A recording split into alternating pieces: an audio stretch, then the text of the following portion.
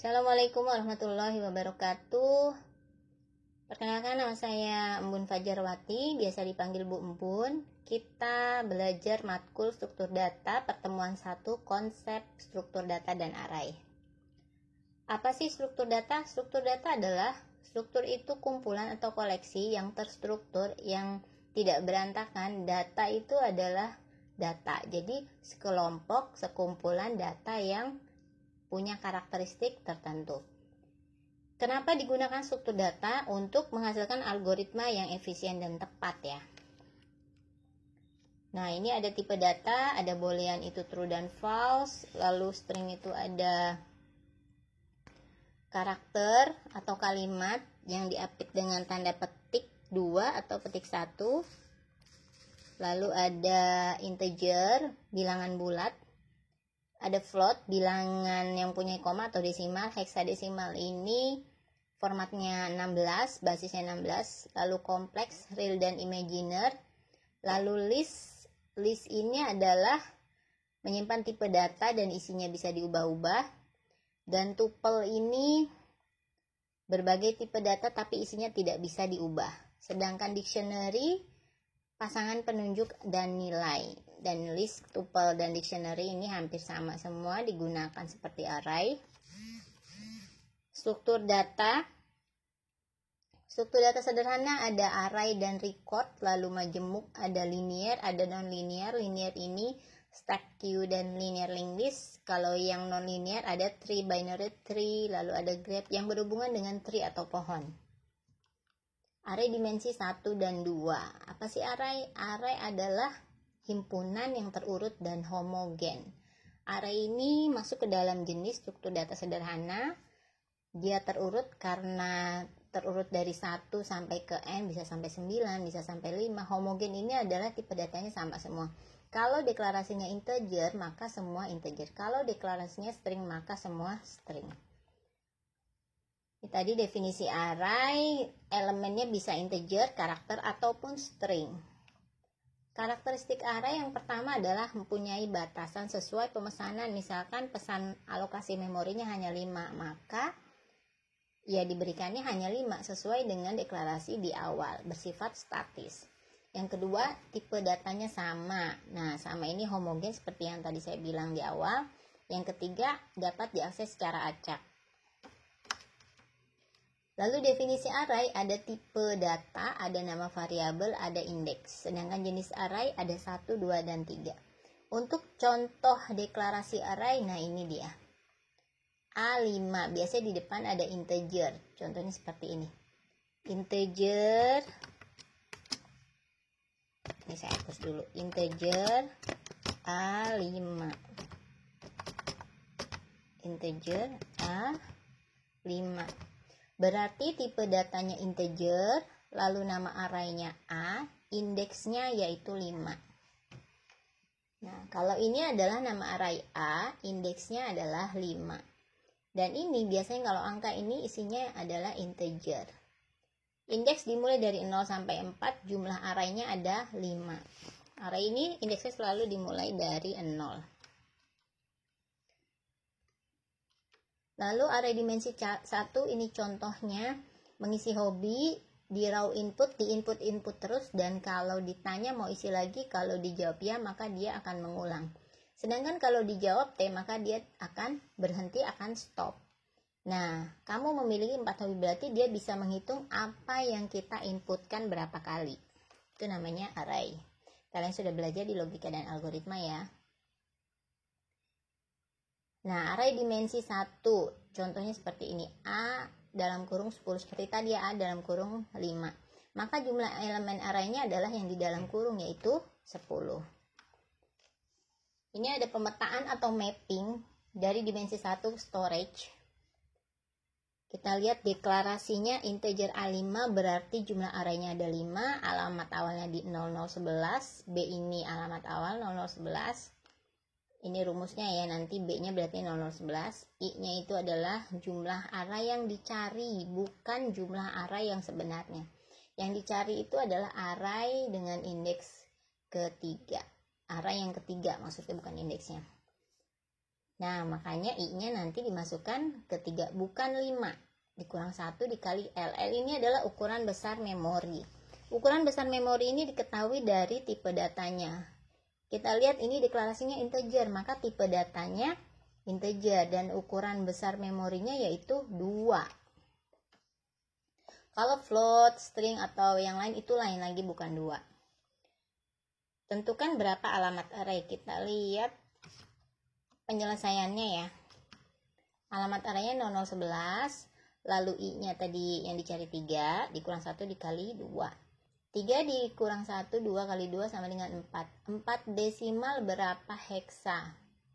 Kita lihat di sini 4 desimal, berarti 4 heksa. Di sini udah ada konversinya ya.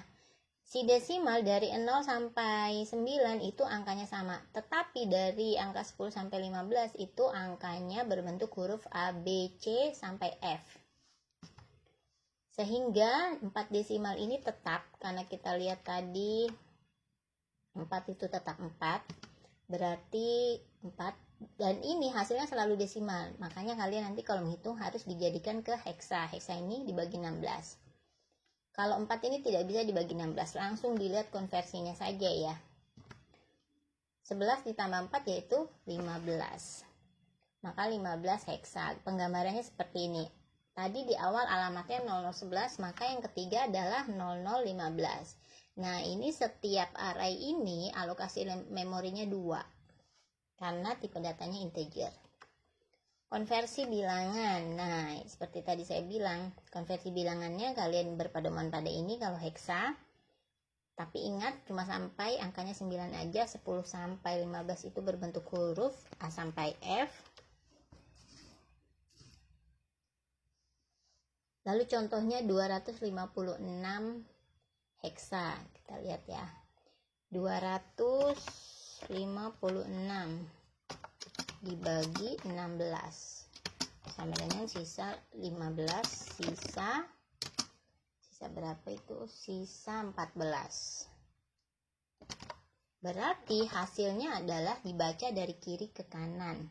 Kirinya angka 15, kanannya angka 14. Kiri itu maksudnya hasil yang paling terakhir. Kalau masih bisa dibagi terus sampai tidak bisa dibagi. Hasil yang paling terakhir, lalu kanannya itu adalah semua sisanya. Jadi kalau memang sisanya itu banyak, nggak cuma 1, maka dibacanya dari hasil terakhir yang paling bawah sampai sisa naik ke atas, yang paling dari bawah ke atas. Maka ini hasilnya adalah 15 dan 14. Kalau dikonversi 15 ini adalah, kita lihat tadi 15 itu angka F, huruf F, 14 huruf E. Maka hasilnya adalah 15 huruf F, 14 huruf E. Maka hasilnya adalah FE. Array dimensi 2. Ini array dimensi 2 sering diterjemahkan sebagai matriks pada pemrograman. Contohnya A32, maka A barisnya ada 3, kolomnya 2, baris 3, kolomnya 2. Itu penggambaran secara logika. Kalau tadi jumlah elemen array tinggal dilihat di dalam tanda kurung kalau yang 1 ya. Kalau yang 2 tinggal dikalikan. 4 dikali 3 sama dengan 12. Nah, ini pemetaan untuk perhitungan ini agak rumit. Kalian lihat IJ. Kita langsung ke sininya aja. J ini adalah kolom. Nah, IJ, J-nya tinggal lihat di sini yang dicari. I-nya juga tinggal lihat di sini yang dicari apa. Jangan lupa kalau CMO ini yang per kolom, maka yang dicari adalah J-nya. Karena J ini kolom. Kalau per baris maka yang dicari I-nya. Lalu K ini adalah banyaknya elemen per kolom. Banyaknya elemen per kolom berarti itu barisnya. Berarti si K ini harusnya sama dengan si I ya. Sedangkan si N ini sama dengan J, kebalikannya. I ini adalah si barisnya.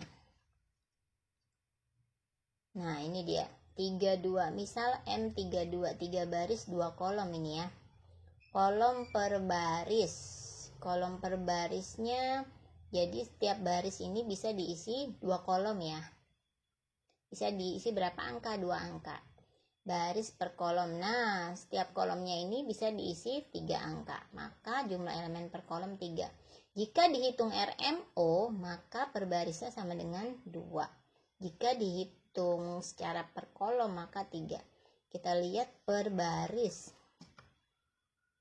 Nah, ini per baris, tadi kolom per baris. Berarti per baris ya.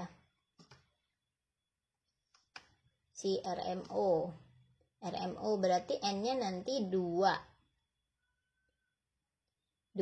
Maka tadi N-nya tidak usah bingung, dilihat J-nya aja. Kalau J-nya 2, maka N-nya 2. Nah, K-nya itu berarti sama dengan I, yaitu 3.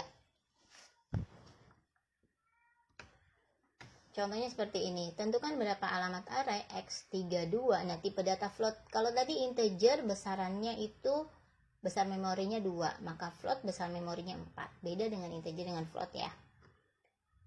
Tentukan berapa alamat array X32 berdasarkan cara pandang baris dan kolom. Kita lihat di sini awalnya 0014, floatnya itu 4. Maka float 43, ini 43. Yang dicari yang ini ya. Yang dicari adalah si 012. Si 222. Yang dicari yang tengah-tengah. 21. Kita lihat dulu. Tentukan berapa alamat array X32. Baris ketiga kolom kedua. Oh, ini X32 maksudnya. Ini ya X32, berarti kita berpedoman ke 32-nya ini. Oke, kita lihat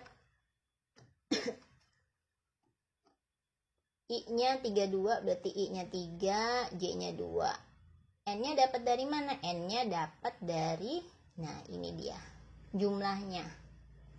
N-nya itu bukan dari sini ya. N itu tadi sama dengan yang J. Tapi bukan diambil dari sini, tapi diambil dari sini. 3. Jumlah keseluruhannya. Bukan yang dicari kalau N-nya. Maka 3. 3 dikurang 1, 2. 2 dikali 3, 6. 6 ditambah 1, 7 dikali 4, 28. Perhitungan seperti itu ya. Saya rasa kalian sudah lebih pintar lah ya, kan sudah pernah SMA. 28, kenapa hasilnya 1C? Kita cek. Itu masih desimal tadi. 28 dibagi 16.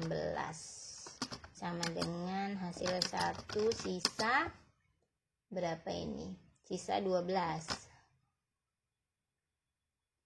Berarti hasilnya adalah 1 dan 12. 1 ini kalau dikonversikan tadi tetap 1. Tetap 1, sedangkan 12 kalau kita lihat di sini, nah ini 12 adalah C. Nah 12C ya, 1C. 1C hasilnya. 1C. Kalau ditambah ini akan seperti ini. 0011 ditambah 1C. 1 tambah 1 berapa? 2. 1 ditambah C. Maksudnya ini 1 ditambah C itu C-nya maju selangkah 1 setelah C, huruf apa? Kalau 2 ditambah C berarti setelah 2 langkah setelah C huruf apa? 1 tambah 1, 2. Lalu setelah huruf C karena melangkah 1 yaitu D. Kita lihat di sini. Nah, setelah C melangkah 1 D. Kalau seperti ini, misalkan ini diganti 2, maka C-nya melangkah 2 kali, berarti dapatnya E. Kalau 3, 15. Jadi tergantung penambahannya itu berapa.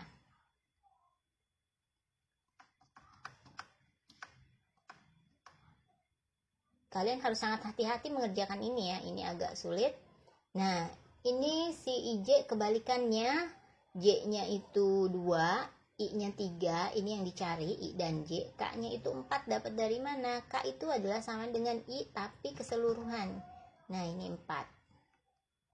Hasilnya 4, 3 dikurang 1, 2 dikali 4, 8 dikali 4. Oh, salah, maaf, saya dari sini. 2 dikurang 1, 1. 1 dikali 4, 4.